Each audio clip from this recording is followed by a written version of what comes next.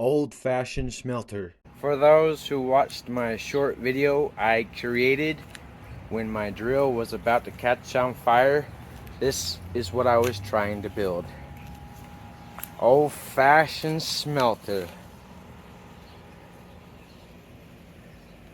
I covered the holes with a coffee filter so the concentrates don't fall through. This particular process requires the use of charcoal.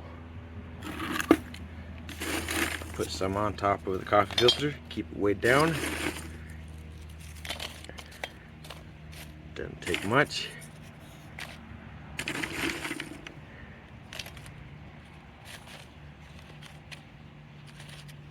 An old jeweler's casting flask to keep the concentrates in one location during this process.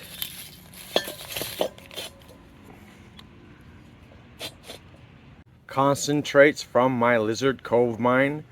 Hopefully this will make an amalgam of copper and silver once complete.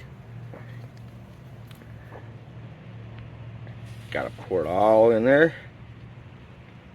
A little charcoal around the base and inside the center. I have the charcoal in location, ready to get this process started. I'm going to be using a very hard wood for the fire. Plum will heat up real good.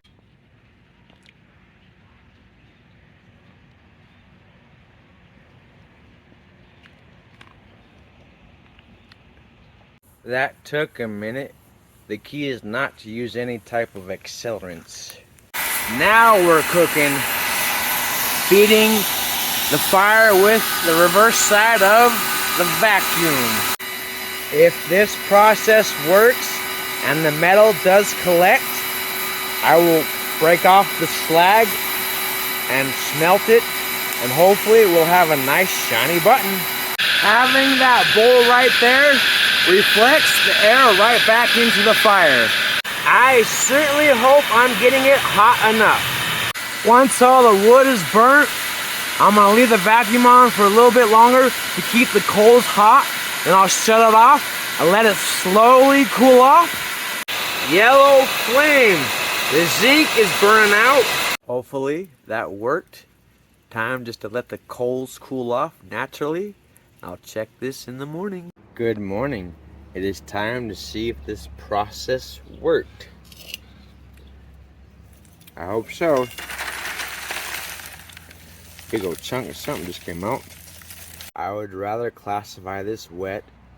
I still need the charcoal, so I need to keep it dry. I will pan the material that went through this classifier,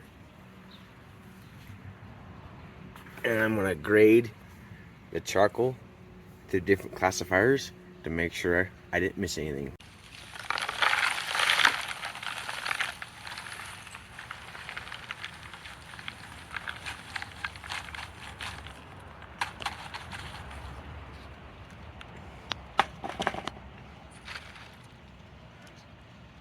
It worked. Nice.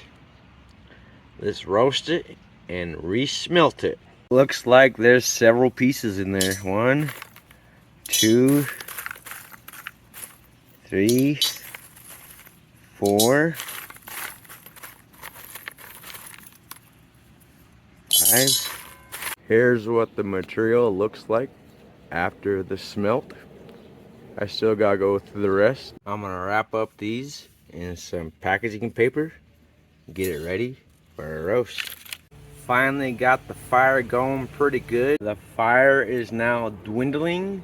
The roast is almost done. While the roast cools off, I'm gonna start the panning process to see if I lost any concentrates during the smelt. I lost a substantial amount of concentrates. The smelter itself has a lot of promise to it. With a few modifications, it could be much better. Here's what the smelt looks like after the roast. I need to take a hammer to it and break off all the slag and get ready to melt it. I'm going to have to do 2 smelts I'm going to use a collector metal for those concentrates and Old Timer's flux. I will melt this with Old Timer's flux as well to see how well it cleans up the metal. I'm going to start out by breaking off the slag from this big one and get it ready for melting. Here's what visible metal collected from the smelt. This is the remaining stuff I broke out of it. I'm actually going to mix it up with this concentrates and do a smelt quite a bit to smelt later on. I'm going to do this one first in priority. I hope this works. A lot of work in this video thus far. Hopefully something will come out the button. Smelter is going. I'm not using the tripod today. Once I'm done pouring, I'll show you the button. On second thought, I will not be smelting these concentrates during this video.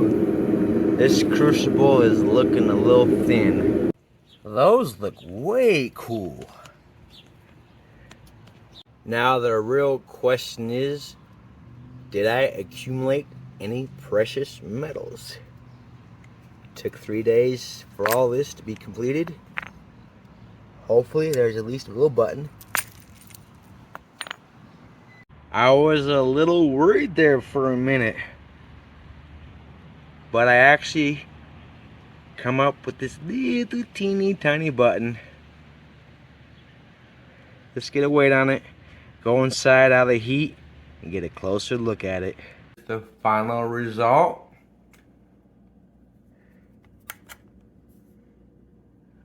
4.33 grams. 3 days of work, 1/4 of a large jar of concentrates to start out with. I lost some of the concentrates during the process. Not a bad result. Thank you for watching Silver Spike Prospecting. Have an awesome day.